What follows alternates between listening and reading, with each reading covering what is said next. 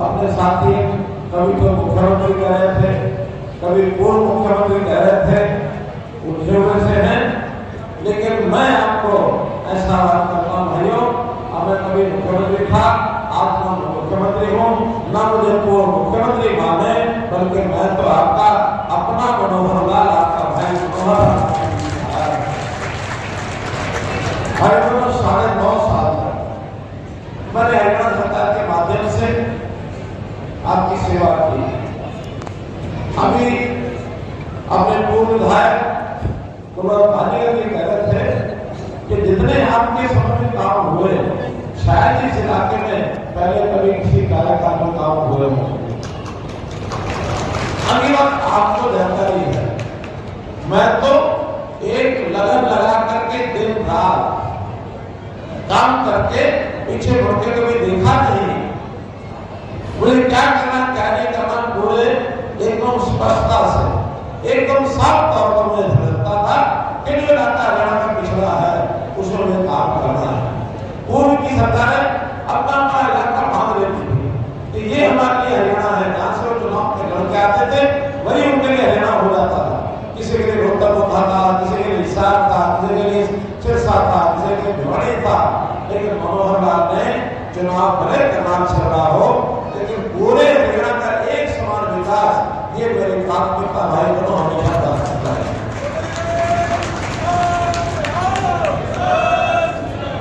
इसलिए मित्रों, आपका जो प्यार 9.5 साल मिला, मैं चाहता हूं कि उसका ऋण उतारा जाओ। अभी मैं साफ दिखाता हूं तो शायद उसका ब्याज भी नहीं उतार पाया, मूलधन तो बाकी है, मुझे पूरा आपका ऋण उतारना है। और जब ऋण उतारना है तो आज मेरे साथी से नवीन जिंदल जी, अब उनको साथी क्यों कह रहा हूं मैं? साथी इसलिए कह रहा हूं कि जैसे यहाँ से ये लोकसभा का कुरुक्षेत्र से चुनाव लड़ रहे हैं, इसी प्रकार करनाल जो 7 की सीट है उससे चुनाव लड़ने के लिए मोदी जी ने मुझे भी कैंडिडेट बनाया है। इसलिए भाई बहनों, हम साथ कंधे से कंधा मिला करके आप लोग जब पार्लियामेंट में भोजन मिलेंगे तो इस इलाके की आवाज तो उठाएंगे और इस इलाके में विकास के लिए इतना ज्यादा से ज्यादा काम है वो करवाने के लिए पार्लियामेंट सब लेकर के आएंगे। मैं आपको पूरा विश्वास दिलाता हूँ भाई बहनों। मित्रों, पिछले 2-3 दिन से मैं जो घूम रहा हूँ, क्योंकि लगातार विधानसभा में जाना हो रहा है, अपनी लोकसभा में भी घूम रहा हूँ, 3-4 दिन से ये मान के चलो हरियाणा का एक वातावरण ऐसा बन गया है कि हरियाणा की हर लोकसभा सीट ये भारतीय जनता पार्टी को मिलने वाली है। 4 जून को 10 के 10 कमल लोकसभा के और करनाल विधानसभा का 11 के 11 कमल मित्रों हम मोदी जी की झोली में डालने वाले हैं। मित्रों, ये निश्चित हो चुका है, 4 चरण चुनाव के हो चुके हैं, अभी हमारा 6ठे चरण में है, 7 में से 4 हो गए, अर्थात आधा चुनाव हमारा बीत चुका है। और इस आधा चुनाव जीतने के बाद मैं विश्वास करता हूं कि देश में मोदी जी की सरकार बनना तो निश्चित है ही है, कोई इसको रोक नहीं सकता। अब तो आगे जो समय बचा है, इस समय में हम इसको कितना ज्यादा सीटें जीत करके मोदी जी को दुनिया का एक सर्वश्रेष्ठ एक मजबूत नेता से बता सकते हैं, उसके लिए मोदी जी के परिवार ने यानी हम सब ने तय किया है कि सीटें इतनी दे दो दुनिया की आंखें खुली रह जाए। और इस बार कितनी? इस बार 412 सीटें हमको वही करना है। मैं तो इतना ही बता सकता हूं कि क्यों करना है। आखिर मोदी जी के लिए हम कह सकते हैं जितने काम उन्होंने किए हैं, और जब कांग्रेस वाले भी सुनते हैं तो अपना दिलाते हैं उनको। उन्होंने जो काम 55-60 साल में नहीं किए, मोदी जी ने 10 साल में पूरे कर दिए। मित्रों, जब भी कभी कहा जाता है कि गरीब को मकान मिलना चाहिए, तो मकान को देखते हैं तो परेशान हो जाते हैं कांग्रेस के लोग। अगर किसी के घर में चले जाए, अगर चाय पूछता है तो ये परेशान हो जाते हैं, वहां मोदी का लड्डू देखते हैं तो ये परेशान हो जाते हैं, वहां गैस का सिलेंडर देखते हैं तो ये परेशान हो जाते हैं, वहां बना हुआ अच्छा इज्जतदार शौचालय देखते हैं और ये परेशान हो जाते हैं। और परिवार के सब लोगों के लिए जब 5 लाख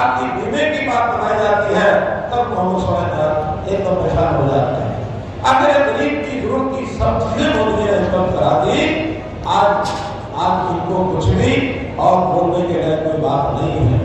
और बात तब तो बहुत ही एक विशेष प्रकार की परेशानी हो जाती है कि जो बाहर निकलते हैं और निकलते हुए हमारा जो नागरिक है, गरीब व्यक्ति है, दरवाजे पर कह देता है, अच्छा जी राम राम जी, राम राम जी कहते ही कांग्रेस वालों के बहुत सांप लौट जाते हैं। मित्रों, ये सारे विषय आज देश में बहुत ही इस प्रकार के आगे बढ़ रहे हैं, लेकिन कांग्रेस हार के कारण से बौखला गई है और उस बौखलाहट में बदनामी किस ढंग से करते हैं।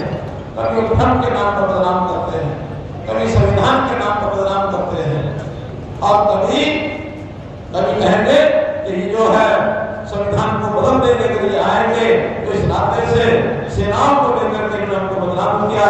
370 के बारे में जब हमने चर्चा की तो ये कहते थे कि खून की नदियां बह जाएंगी, ये कहते थे सिविल वार हो जाएगी।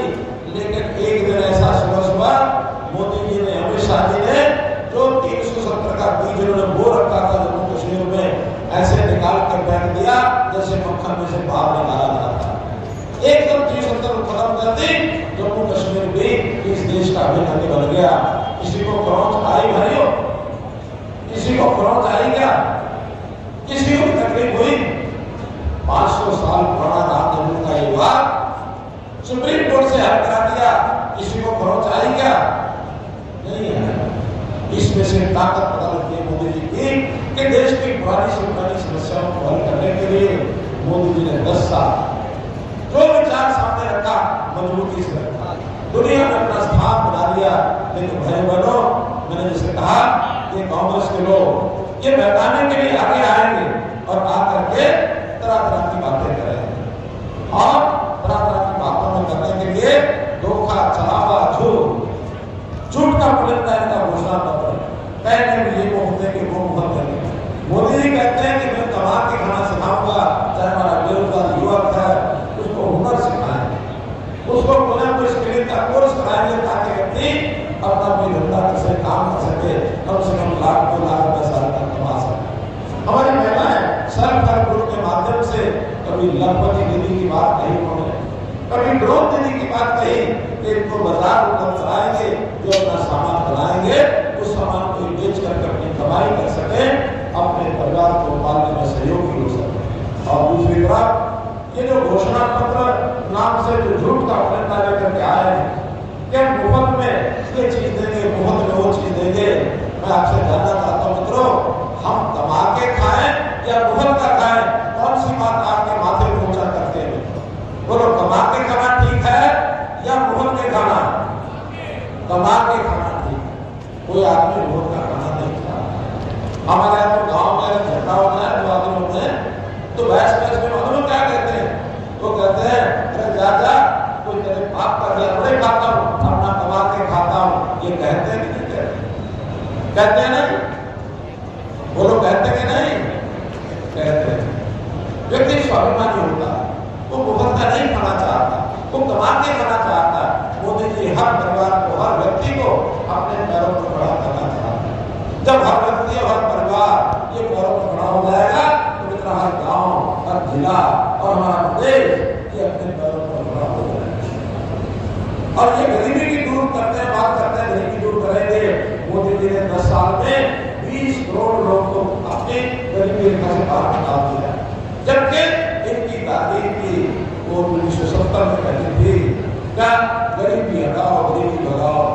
इस नारे पर उन्होंने सरकार बनाई थी। आज तक गरीबी ये भी 25-30 साल के बाद, 70 के बाद भी कम से कम 30 साल तक किया, ये गरीबी दूर नहीं कर सके। आज हमको गारंटी है कि हमारे मोदी जी देश के अंदर अस्पताल की योजना दे रहे हैं, लोगों को लोन दे रहे हैं, महिलाओं को लोन दे रहे हैं, रेडी फड़ी वाले, खोमचे वाले उनको भी 10,000, 20,000, 50,000, 1 लाख उनको भी लोन दे रहे हैं। किसानों को खाते में 6,000 का हर साल डालते हैं। किसानों की फसलें 14 फसलें हमारे देश में करते हैं लोग, 14 फसलें हमारे कैलाश भगत जी बैठे हैं, एफएड को अपने निर्देश दे रखे हैं, जब भी फसल आती है सेंटर खरीदे ना खरीदे, एफएड के माध्यम से आप हर फसल को क्या करके खरीदो। अगर हम खरीद नहीं सकते तो हम कई बार भारत की घोटाई योजना लेके आते हैं कि जो भाव का अंतर है, बाजार भाव का, सरकारी भाव का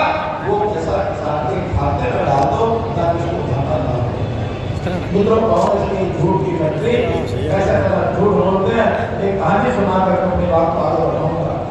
हम कई बार देखते हैं गाँव के अंदर भैंसों की चोरी करने वाला गिरोह आता है। भैंस चोरी करने की होती है ना गाँव, चोरी का पता लग जाए या जब भैंस अपना सिर हिलाए गर्दन हिलाए तो उसके गले में घंटी बांध देते हैं। घंटी से ये बात है कि भैंस किधर जा रही है, तो भैंस को कोई ले जा रहा है तो पता लग जाए। एक चालाक चोरों का ग्रोह वो आया, गांव में घुस गया। कई लोग मिलकर के उन्होंने दो अपने हिस्से कर लिए अपने गिरोह के। दो हिस्सों में से तय किया कि एक हिस्सा जाएगा और वो घंटी जो है भैंस के गले से वो खोल लेगा, अपने साथ लेगा, और दूसरा गिरोह चुपचाप भैंस को लेके दूसरे साइड में चल पड़ेगा। घंटी वाला दूसरी साइड में घंटी बजाते हुए दौड़ते हुए जाएंगे। गांव के लोग उठते हैं, जिधर घंटी की आवाज आ रही है उधर दौड़ पड़ते हैं। चोर आगे आगे घंटी लेके दौड़ रहे हैं, आदमी पीछे से दौड़ रहे हैं। थोड़ी दूर के बाद उस घंटी को खेत में फेंक देते हैं। गांव के लोग अंधेरे में जाके घंटी ढूंढते हैं और घंटी देखते घंटी तो खुली है, भैंस को है नहीं। भैंस दूसरा चोर ले गया, चालाकी से उसने वो गांव के लोग आने नहीं दिया, घंटी दूसरी साइड में ले गए, वो उधर चले गए। तो भाई बहनों, इनका जो घोषणा पत्र है ये सिर्फ घंटी है।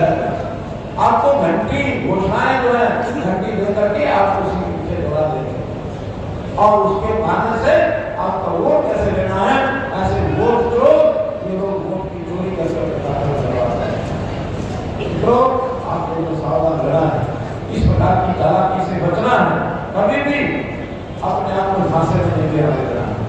ये अफवाह फैलाई उन्होंने कि जब मोदी जी आएंगे, बल्कि एक और शंका पैदा की कि 272 सीटें चाहिए जीतने के लिए, तो फिर 400 क्यों दे रहे हैं, और अपने आप भी उसके बाद छोड़ देते हैं, शुरुआत होते हैं, फिर 400 का मतलब ये कि आएंगे तो संविधान को खत्म कर देंगे। अरे 400 इसलिए कहते हैं कि इस देश की ताकत एकजुट होकर के रहेगी तो अपने देश में भी काम कर सकेंगे, दुनिया को जो बता सकेंगे कितनी मजबूत हमारी सरकार है, कितनी मजबूत सरकार है, दुनिया का सामने बताना होता है जो सरकार ने बनानी होती है। हम एकजुट होकर अपने देश को आगे बढ़ाने के लिए, संकल्प करने के लिए मोदी जी को सशक्त प्रधानमंत्री बनाकर आगे बढ़ेंगे। इसलिए 400 सीटें चाहिए। मोदी जी ने बिहार में कह दिया कि जिन्होंने संविधान बनाया डॉक्टर अम्बेडकर, यदि वो भी दोबारा जन्म लेके आ जाए और वो कहें कि संविधान बदलना, संविधान तब भी नहीं बदला जाएगा, ये विश्वास आपको दिलाया। कैसे कैसे जोड़ छोड़ते हैं। अभी कुछ दिन पहले एक नेता ने कहा कि मोदी जी क्योंकि उनकी ज्यादा आयु हो गई है और ये खुद प्रधानमंत्री नहीं बनेंगे, किसी दूसरे नेता को प्रधानमंत्री बनाएंगे। अरे भारतीय जनता पार्टी के अपने घर की बात दूसरे आदमी जनता को बताएं तो जनता को बदलाने जैसी इससे कोई बड़ी बात हो सकती है। ये जनता को तरफा फैला करके लोकतंत्र का अपमान कर रहे हैं। इस लोकतंत्र का अपमान न होने में मित्रों, एक बात और, कुछ लोग अब जनतंत्र का विचार अलग अलग हो सकते हैं, पार्टियां अलग अलग हो सकती हैं, उनके कार्यक्रम अलग हो सकते हैं, चुनाव अलग अलग, कोई जीते कोई हारे, अलग बात है। लेकिन कुछ लोग इस इलाके में वो विरोध करने का तरीका जबरदस्ती, खिलाफत करने का तरीका आमने सामने झगड़े और विरोध का तरीका गाली गलौज पर कराना, जो तो लोकतंत्र में कभी भी अच्छा नहीं होता। लोकतंत्र में अपमान है।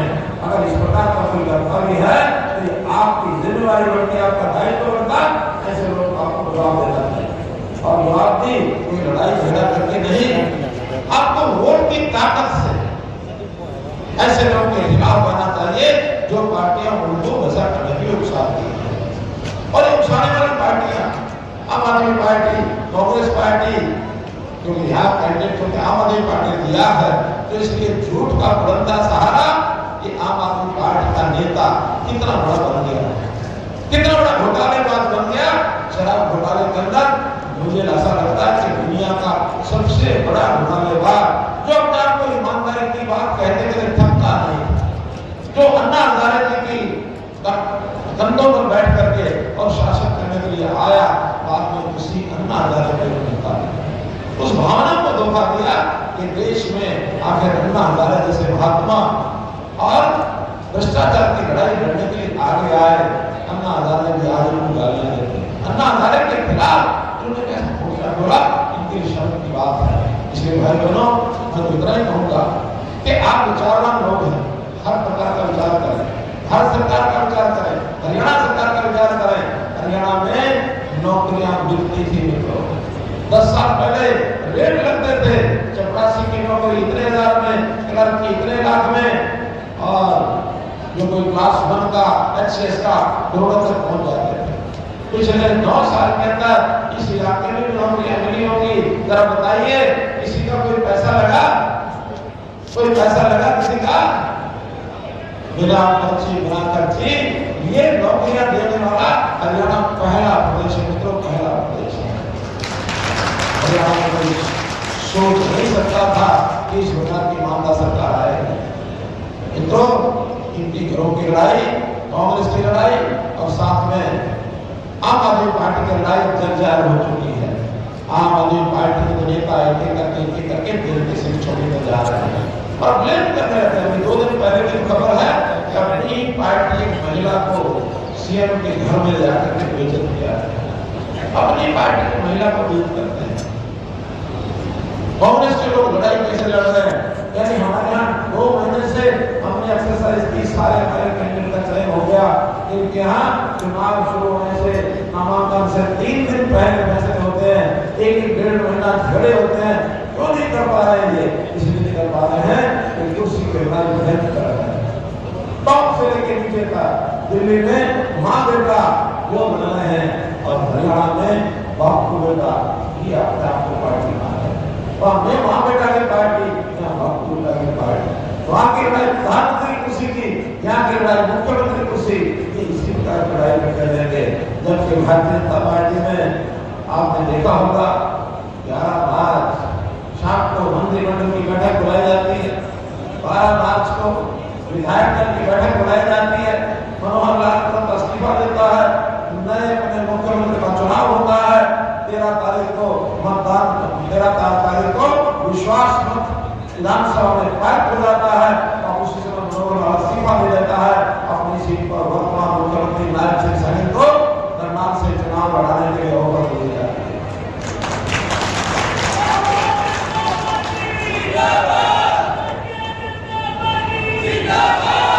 मित्रों, कांग्रेस में कोई ऐसा संभव है क्या?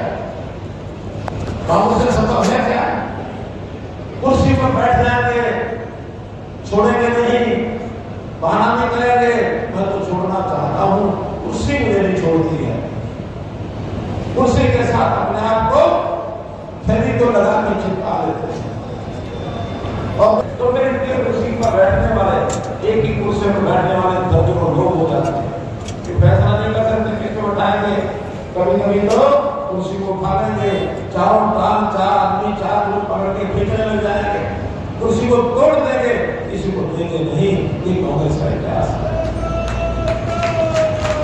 ये कांग्रेस का इतिहास है। तो मित्रों, हम तो आपको सजग करने के लिए आए हैं और इसलिए एक मौका आया है। 5 साल के बाद हर 5 साल बाद आता है और लोकसभा का है, विधानसभा का आएगा। इस लोकसभा के चुनाव में 25 मई को आपने ध्यान रखना है कि आपने अपने यहाँ के प्रत्याशी और प्रत्याशी के बारे में और बात होगा, सेवा भावी, समाज की सेवा करने वाले केवल यही नहीं, पूरे परिवार, पूरा परिवार का सेवा भावी जिंदल जी के नाम से कमल के निशान पर ज्यादा मुहर लगा करके और आप में जिम्मेदारी पूरी करें और क्या उनको भारतीय जनता पार्टी के पक्ष में उस क्षेत्र से 10 की लोकसभा सीटें भारतीय जनता पार्टी जीते, करनाल की विधानसभा सीट जीते। तो उसी में से एक जो विषय जनता में चल पड़ा है, क्या 25 मई कांग्रेस, 25 मई गई, 25 मई कांग्रेस गई, 4 जून आई, भाजपा जनता को उठाई, 4 जून आई, भाजपा जनता को उठाई। तो मित्रों, इस दायित्व को हम करेंगे। आज हरियाणा प्रदेश की सभी 90 के 90 विधानसभा सीटों का अभियान जो रैलियां चल रही हैं वो संपन्न हो जाएगी। अभी आज ये 89 यानी 89वीं सीट जिस पर आज रैली का आयोजन हो रहा है, केवल एक रैली अभी जुलाना की बची है, मैं वहाँ जा रहा हूँ। शाम को 5 बजे तक हरियाणा के 90 विधानसभा सीटों पर हमारा समय के लिए पूरे हो जाएंगे और उसके बाद केंद्रीय नेताओं के रैलियां शुरू होंगी। कहीं अमित शाह जी की, कहीं मोदी जी की, कहीं राजनाथ सिंह जी की, कहीं राष्ट्रीय अध्यक्ष हमारे जी की, नड्डा जी की, योगी जी की, हमारे जितने भी मुख्यमंत्री हैं वो भी सब आएंगे। बड़े नेताओं की एक दो रैली और होंगी। उन सब रैलियों के लिए जब भी सूचना मिले तुरंत अपने साथियों को, जनता को लेकर पहुंचना जरूर सुनना है। और उसके बाद 23 मई को प्रचार अभियान समाप्त हो जाएगा। को बोले सुबह सुबह उठकर हाथ धो करके मतदान के लिए, पहले मतदान फिर जनपान, पहले मतदान फिर जनपान, मतदान करें उसके बाद जनपान करें, मतदान ज्यादा करें, हक में करें। बहुत धन्यवाद।